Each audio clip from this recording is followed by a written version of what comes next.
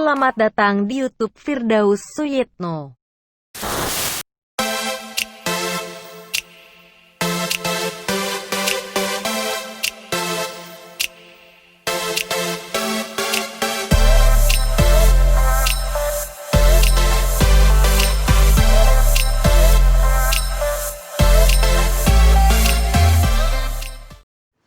Assalamualaikum warahmatullahi wabarakatuh. Apa kabar semuanya? Semoga selalu diberikan kesehatan dan keberkahan.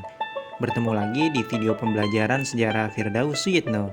Pada video ini kita akan membahas berkaitan dengan organisasi pergerakan Indis Partij. Organisasi Indis Partij ini didirikan oleh 3 serangkai. Yang pertama, Cipto Mangunkusumo, yang kedua, Does Dekker atau Danudirja Setiabudi, dan yang ketiga, Suwardi Suryaningrat atau Ki Hajar Dewantara. Organisasi ini didirikan pada tahun 1912 di Kota Bandung.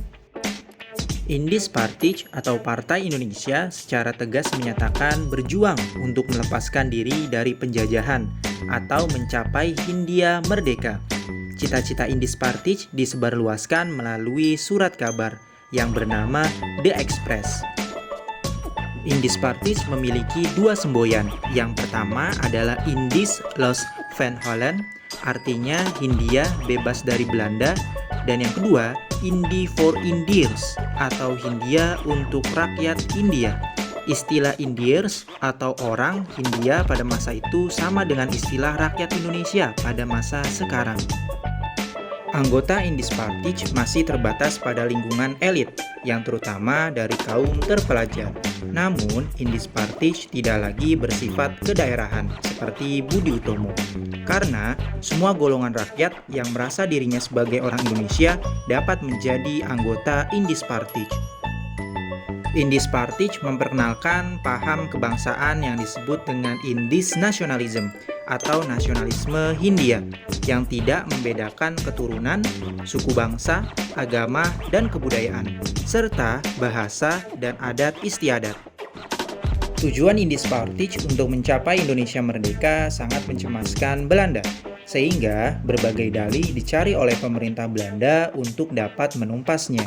Karena tokoh-tokoh Indis Partij berani mengecam kebijakan pemerintah Belanda, maka mereka segera ditindak dan diasingkan. Selanjutnya, pada tahun 1913, Indis Partij dinyatakan sebagai organisasi terlarang oleh pemerintah Belanda karena gerakannya dianggap terlalu radikal. Nah, selanjutnya, setelah Indis Partij dibubarkan, sebagian anggota-anggotanya banyak yang masuk menjadi anggota Insulin, yaitu organisasi golongan peranakan Eropa dan orang-orang Eropa yang ingin tinggal di Indonesia. Lambat laun, bekas anggota Indis Partij mempunyai pengaruh yang besar dalam tubuh Insulin. Setelah 3 serangkai tokoh-tokoh Indis Partij yang diasingkan ke negeri Belanda kembali ke Indonesia.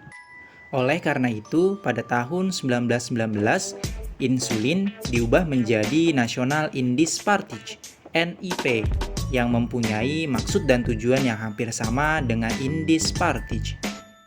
Nah, bagaimana? Sudah paham belum? Kalau ada pertanyaan, boleh silakan tulis di kolom komentar. Terima kasih. Jika kalian menganggap video ini bermanfaat, yuk jangan lupa di subscribe and like ya.